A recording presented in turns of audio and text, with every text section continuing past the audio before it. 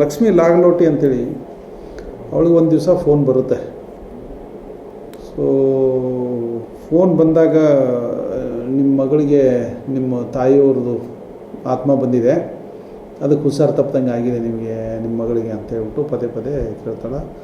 ಅದು ಕೂಡ ಸಣ್ಣ ಪಾಪು, ಅದಕ್ಕೆ ಆಗಾಗ ಸ್ವಲ್ಪ ಆರೋಗ್ಯ ತಪ್ಪಿರಲೂಬಹುದು ಪಾಪು, ಆದ ಕಾರಣಕ್ಕೋಸ್ಕರ ಅದಕ್ಕೆ ನೀನು ಸರಿ ಮಾಡಿಕೊಡ್ತೀನಿ ನಿಮಗೆ, ಪೂಜೆ ಹವನ ಎಲ್ಲ ಮಾಡಿ ಅಂತ ಹೇಳಿ. ಸೊ ಅವಳು ಅದಕ್ಕೆ ಅಟ್ರ್ಯಾಕ್ಟ್ ಆಗ್ತಾಳೆ, ಓಕೆ ಏನಾದ್ರು ಮಾಡಿದರೆ ಸರಿ ಹೋಗ್ಬೋದು ಅಂಥೇಳಿ.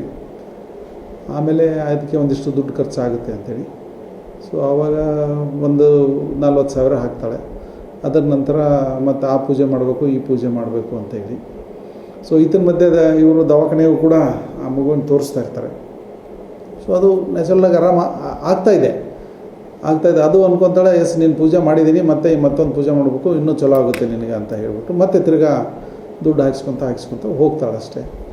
ಸೊ ಇದು ಎಲ್ಲಿ ತನಕ ಹೋಗುತ್ತೆ ಅಂತಂದರೆ, ಅವಳಲ್ಲಿರುವಂಥ SB ಖಾತೆಯಲ್ಲಿರುವಂಥ ಅಮೌಂಟು, ಅವಳ FD ಖಾತೆಯಲ್ಲಿ ಇರುವಂಥ ಅಮೌಂಟು, ಅವಳ ಚಿಕ್ಕಮ್ಮನ ಹತ್ತಿರ ಇರುವಂಥ ಒಂದು FD, ಮತ್ತು ಗಂಡನ ಒಂದು ಖಾತೆಯಲ್ಲಿರುವಂಥ ಒಂದು FD, ಇವೆಲ್ಲವುಗಳನ್ನು ಅವಳು ಮನೆಗೆ ಹೇಳಲಾರ್ದೆ ಮುರಿಸಿ ಅವಳಿಗೆ ದುಡ್ಡು ಹಾಕಿದ್ದು ಇದೆ. ಅವಳು ಸೀಮಾ ಶೆಟ್ಟಿ ಅಂತ ಹೇಳಿ ಕೊಲ್ಲಾಪುರದವಳು ಅಂತ ತಿಳಿದು ಬಂದಿದೆ. ಸೊ ಟೋಟಲ್ 28 ಲಕ್ಷ ರೂಪಾಯಿ ಹಾಕಿದ್ದಾರೆ.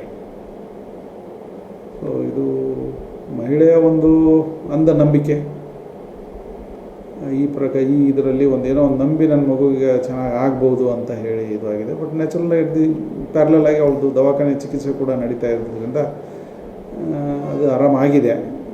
ಸೊ ಈಗ ಅವಳಿಗೆ ಗೊತ್ತಾಗಿದೆ ಇದು ಮೋಸ ಅಂತ ಹೇಳಿ.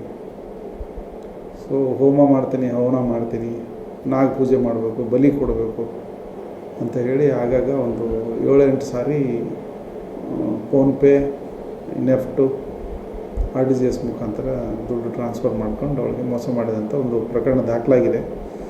ಸೊ ಅದು ಇನ್ವೆಸ್ಟಿಗೇಷನ್ ನಡೀತಾ ಇದೆ ನಮ್ಮ ಸೆನ್ ಪೊಲೀಸ್ ಸ್ಟೇಷನ್ನಲ್ಲಿ. ಈಗ ಸದ್ಯ ಏನಿಲ್ಲ, ಈಗ ಆರೋಪಿ ಯಾರಂತ ನಮಗೆ ಗೊತ್ತಿದೆ, ನಮಗೆ ನೇರವಾಗಿ ಎಲ್ಲ ಇದು ಡೀಟೇಲ್ಸು ಇದೆ ಆರೋಪಿ ಬಗ್ಗೆ. ಸೊ ಬ್ಯಾಂಕ್ ಟ್ರಾನ್ಸಾಕ್ಷನ್ಸ್ ಆಗಿದ್ದು ನಮ್ಮ ಕಡೆ ಮಾಹಿತಿ ಬಂದಿದೆ, ಅದೆಲ್ಲ ತೊಗೊಂಡಿದ್ವಿ. ಇನ್ನು ಆರೋಪಿ ಹಿಡ್ಕೊಂಡು ಬಂದು ವಿಚಾರ ಮಾಡಿದಾಗ ಏನು ಎಕ್ಸಾಕ್ಟ್ಲಿ ಮತ್ತು ಇನ್ನೇನೋ ಬೇರೆ ಐತಾ ಅನ್ನೋದು, ಬೇರೆ ಇರ್ಲಿಕ್ಕೆ ಸಾಧ್ಯತೆ ಇಲ್ಲ. ಸೊ ಹಿಡ್ಕೊಂಡು ಬಂದು ಇಂಟ್ರಾಗೇಷನ್ ಮಾಡಬೇಕು. ಅವಳು ದುಡ್ಡು ಕಂಪ್ಲೇಂಟ್ ಕೊಟ್ಟು ಅವಳು ದುಡ್ಡು ಅವಳಿಗೆ ವಾಪಸ್ ಹೋಗಬೇಕು, ಮತ್ತು ಮೋಸ ಮಾಡಿದ್ದಕ್ಕೆ ಅವ್ರಿಗೆ ಕಾನೂನಂತೆ ಕ್ರಮ ಆಗಬೇಕು.